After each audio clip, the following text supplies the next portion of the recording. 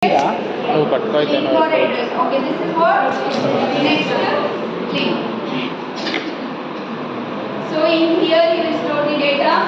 Again here also you will store the address, but the previous node address. Could you give me example for this? Double linked list की example अड़िगे so that we can perform, right? Okay. So this is you bidirectional or unidirectional? Right. Okay. What will be here? Null. So previous కాబట్టి null ఉంటుంది. So here I will store 3, 5 and 8 are my data.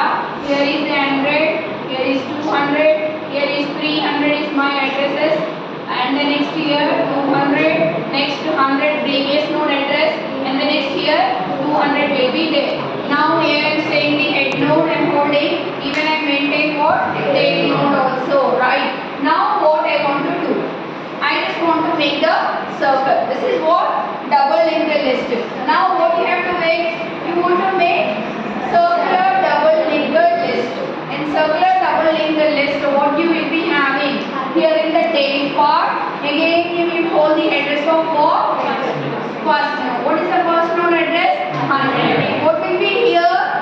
100 will be here. And the next here also previous node address. But we don't have any previous node, but we have a last node. So here it will be what? Last node address will be right. So ఇక్కడ ఏం address ఉంటుంది? 300. So what will be there here? 300 will be there. This is called double circular linked list. Only slight change will be there if it is double linked list.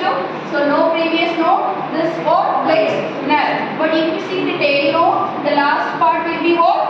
Null. But in circle, what we are holding? First node address at last and last node address at previous place. That is the difference. Now are you able to write a program?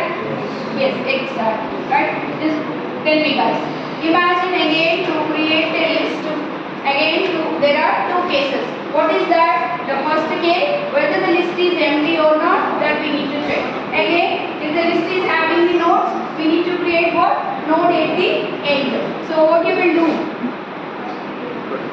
How many node? How many parts will be there? 3 parts. What is that? Data part and previous link and next. We start writing the code. What is that? Hash include and the next std io.h and the next hash include and std dot h and the next you create what? Struct and node you will define, and inside that you will be having the data part, and the next you will be having struct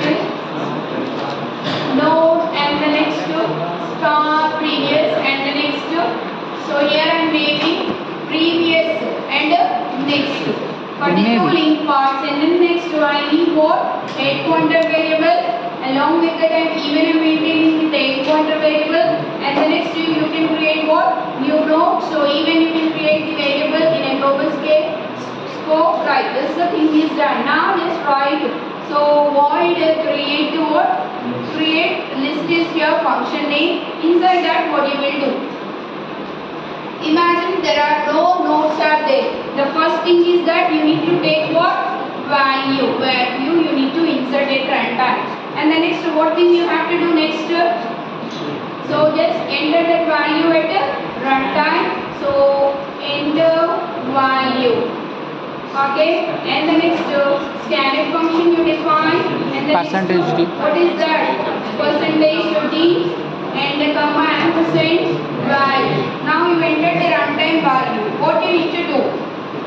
So you need to assign what? Dynamic memory you need to create. So I have already global variable that is UN. So I am using that variable UN equals to what? Struct node and the next start typecasting I am doing. Then after that YAML function I am using, and the next I am using the size of operator, and how much memory I need? Node memory I need. So that I am also writing. Then after that, once the memory is allocated, which is stored in this pointer variable, using that pointer variable with the help of the arrow operator just need to access the member of the structure. Who is member? Data is the member. In the database, what I will store?